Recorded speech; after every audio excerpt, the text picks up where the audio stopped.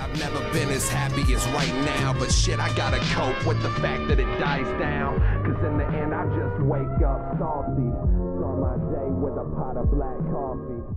Hey everyone, I know what you're thinking. This isn't Mega Man, or Dubbish, or even One Piece, unless the RA came out, which if it did, go check it out if you haven't, I think it's pretty good.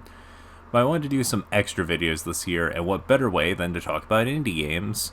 Smaller, independently produced video games have been a big part of my life since I was a kid when I first got a computer. I would watch YouTubers play games like Super Meat Boy and the original Flash version of Binding of Isaac.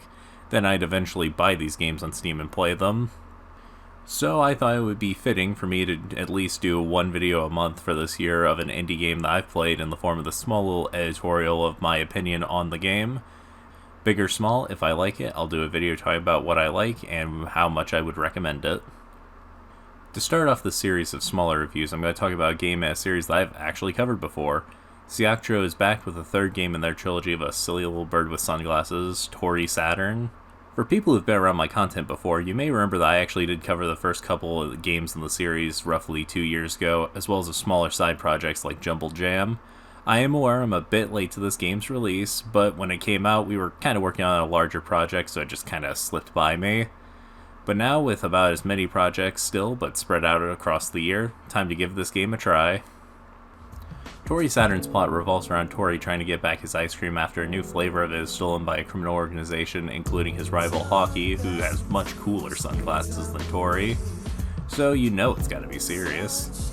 And that's it, that's basically the whole plot. It's just told through these small little cutscenes between stages in the story mode. But we do get the returns of other characters like Glitchy from the first two games, who is cool with Toree now and helps him until Hockey takes his scythe before the race in the final stage.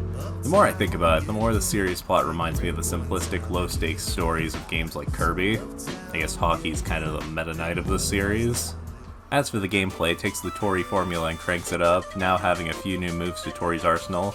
In levels you can find checkpoints, boost strings, and floating objects that Toree can home into with an extra press of the jump button. However, we now have a roll when we press it down on the right trigger while in the air, kinda similar to how Mario has his roll in Super Mario Odyssey.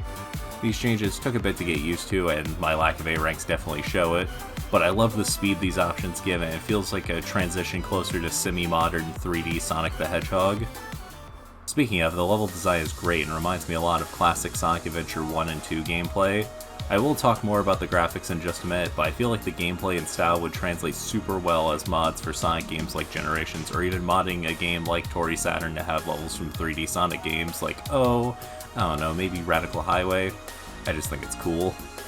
Some portions of stages were a bit annoying since the collectibles like ice cream are in somewhat awkward positions, so I still haven't completed it.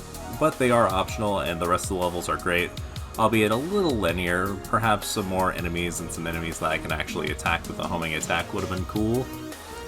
So this game's graphics look better than the previous games. Despite the title of Toree Saturn, the graphics remind me a little bit more of the Dreamcast era Sonic games, which the level design definitely borrows from.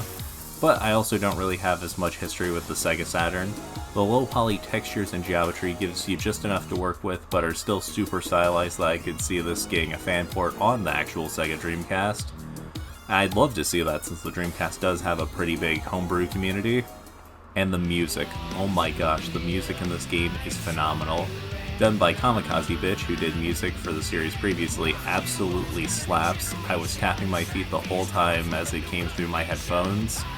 I was absolutely shocked when I got to the final stage and heard Rings of Saturn featuring Johnny Gioeli. Yes, that Johnny Gioeli from Crush 40. I hope I said your last name correctly.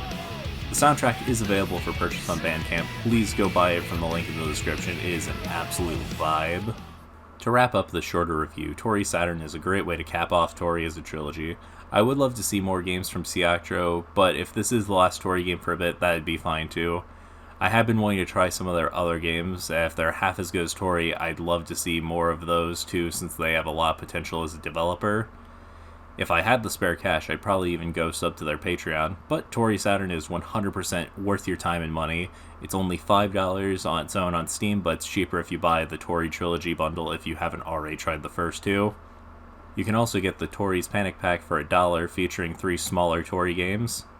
Thanks for watching this short review. If you could, please like, comment, and subscribe, and share this with your friends who love indie platformers and are looking for a new game. Also, send in your suggestions for other indie games that I should look at. Small or big, I really don't care. I'd love to just cover more of these. I'll see you guys next month with another review that I already have planned out for a long-anticipated game from a legend in the indie space. See you guys next time.